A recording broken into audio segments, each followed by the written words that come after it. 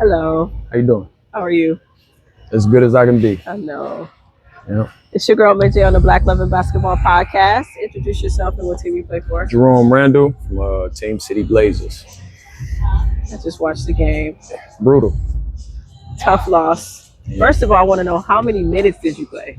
Played the whole game. You played the whole game, right? I didn't see you take a rest at all. Yeah. Do you think that affected your game? I wouldn't say it did. I definitely could have took a breather, but I think more so the frustrating part was just how the game was controlled. Yeah. Especially when we had momentum. You know, like sometimes you can't go against the grain. Yeah. You gotta, stick to what's been working, and I feel like we went away from that. Explain that to me a little bit more. What do you?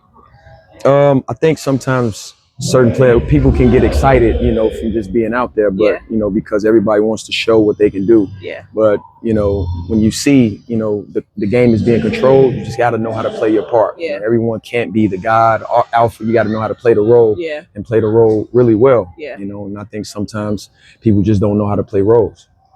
I can definitely see that. So let me tell you your stats. Okay. I'll do your halftime stats and then your in the game stats. So halftime, 15 points. You had 1 rebound, 3 turnovers, 1 assist. I don't think they got your assist right, but yeah, that's cool. You had 1 assist.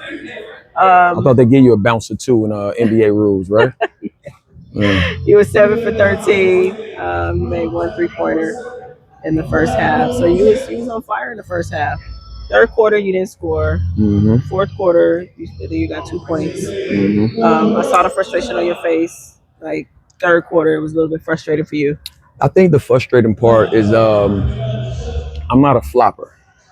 And I think when the referees come to you and say, I see them grabbing you, yeah, but you playing through it, so I'm not going to call it. Right. But if they understand the game of basketball, we can be in bonus if you call a foul. Exactly. So they're literally telling me, I see it. Yeah. I see them grab you, but you're playing through everything. Yeah. You know what I'm saying? And I don't want to stop the play. But that will change the entire game. It will.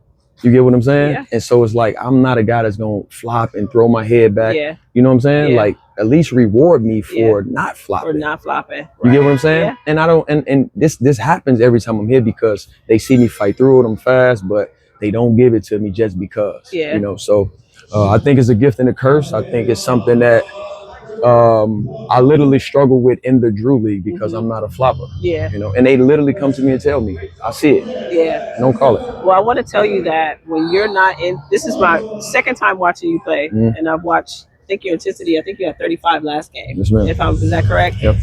This game, your team suffers when you're not in the game. Yeah. Mentally. Got turnovers. Mm-hmm. I'm not trying to remind you, but no. Just, I love the game.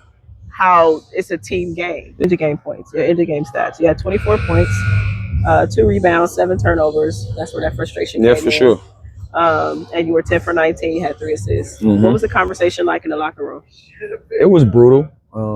Brutal for you, brutal for coach? No, I just think it was brutal, as a whole. You know, it was brutal as a whole. But I think, once we all can assess and just see what we all could have done, differently, you come back and, things can change. But I mean, even at the last minute, 2 players decided not to come, 2 of our big players, that we needed. Yeah. And they're just like, we won't be here. Yeah. You know what I'm saying? So now you expecting other guys to step up and be in a role that they wasn't used to being in, especially in the Final Four. And as you know, playoff basketball, it's a lot of, intensity, even if it is the Drew, no matter what. Playoff basketball is playoff basketball. It's definitely true. You know what I'm saying? So do you have any plans after the Drew, or is this it for you? No, I retired 2.5, 3 years ago, so playing professional 14 years overseas. Okay. And so for me, this is just to keep myself active. Yeah. I love to, be active and still compete. Mm-hmm. But for the most part, I train athletes. I'm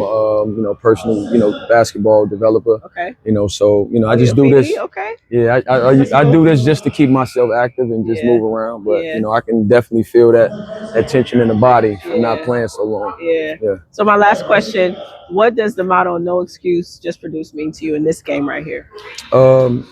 it's no excuses in anything that you do. I mean, because at the end of the day, you have to show up no matter what. Yeah. And being from Chicago, I know that it's nothing was given to me or anybody that I know. Yeah. We just had to figure it out. Yeah. It wasn't time for no excuses. You had to get up, put your best foot forward, and pray to God that things work out. You gonna be back next year? I don't know. I don't know. I don't know, man. I have no idea. Sure. I don't know. I mean, that be 39 next year. I would love to, but we got to make sure we get some guys that's willing to come and be serious about the game. Support the whole team. Yeah, I get that. Yeah. Well, I appreciate you. I appreciate you. I don't want to say sorry for the loss, but it's part of the game. It's basketball. It's part of basketball. Yeah, I appreciate you. Thank you. You're welcome.